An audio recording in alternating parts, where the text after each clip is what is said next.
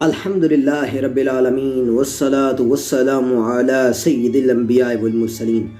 سامعین عظیم و محتشم، السلام علیکم ورحمۃ اللہ وبرکاتہ۔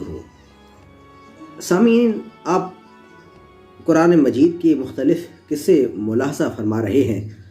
بخت نصر جو کہ ایک بابلی بادشاہ تھا، اس نے جب بنی اسرائیل پر ایک بہت بڑی فوج کے ساتھ حملہ کیا تو اس نے 1,00,000 بنی اسرائیلیوں کو قتل کر دیا۔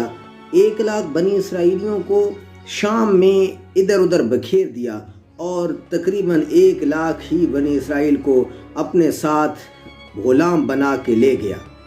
اب حضرت عزیر علیہ السلام بھی انہی 1,00,000 غلاموں میں سے ہو گئے جن کو وہ پکڑ کے ساتھ لے گیا تھا۔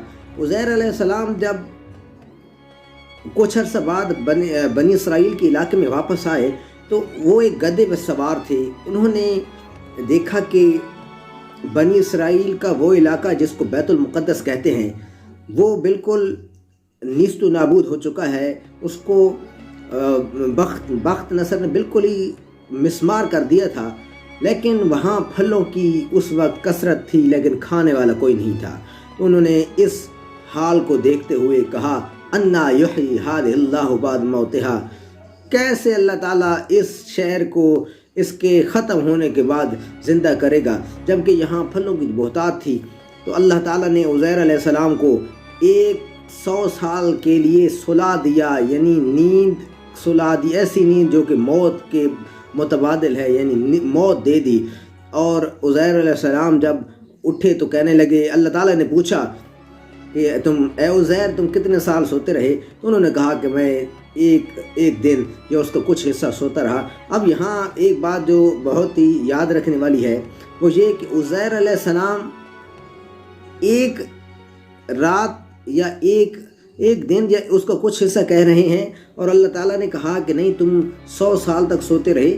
تو جنت کی زندگی بھی اسی طرح ہی ہوگی کہ اگر بندے کو ایک جنتی دن وہ دنیا کے 100 سال سے بھی زیادہ ہوگا، یعنی آپ کو محسوس ہوگا کہ ایک دن گزرا ہے لیکن جنت میں تو ایک ہی لگ رہا ہے، لیکن دنیا کے اس کے متبادل سینکڑوں سال گنے جا سکتے ہیں۔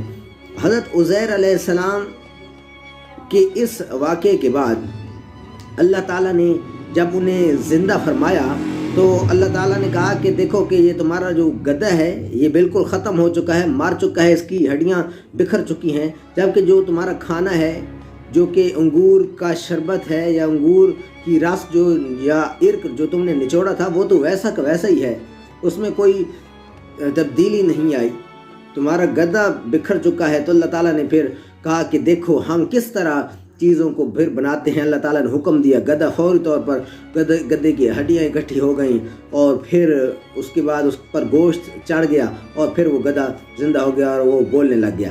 یہاں یہ بات بھی ذہن میں رکھیں کہ ایک تو یہاں اللہ تعالیٰ نے اپنی قدرت دکھائی کہ کس طرح ہم اس 100 سال میں بھی یعنی 100 سال گزر گئے ہیں اور پھر کس طرح ہم نے گدھے کو موت دے دی، لیکن انگور کا راز جو ہے وہ ویسا کا ویسا ہی ہے۔ دوسرا یہ کہ اللہ تعالیٰ یہاں یہ بھی دکھانا چاہ رہا ہے کہ لوگ آباد ہو چکے ہیں، بنی اسرائیل کا علاقہ بیت المقدس آباد ہو چکا ہے، لیکن آپ جس جگہ سو رہے ہیں یعنی عزیر علیہ السلام جس جگہ سوئے وہ ویسا کا ویسا ہی ہے، اس میں وہ لوگوں کو نظر نہیں آیا عزیر علیہ السلام سوئے ہوئے ہیں، اور ان کا گدھا بھی نظر نہیں آیا، نہ ہی ان کا کھانا نظر آیا، بلکہ عزیر علیہ السلام وہاں سوئے پڑے لیکن کسی کو نظر نہیں آیا۔ اللہ تعالیٰ نے لوگوں سے پوشیدہ کر دیا تھا۔ اجازت چاہتے ہیں، اللہ حافظ، السلام علیکم ورحمۃ اللہ۔ اگر آپ بھی کوئی سوال پوچھنا چاہتے ہیں تو اس ویڈیو کے نیچے کامنٹ کریں۔ ہمارے چینل کو یوٹیوب پہ سبسکرائب کر کے بیل آئیکن دبا دیں، اور اگر آپ فیس بک پہ دیکھ رہے ہیں تو ابھی فالو کر لیں تاکہ آنے والی مزید ویڈیوز آپ تک پہنچتی رہیں۔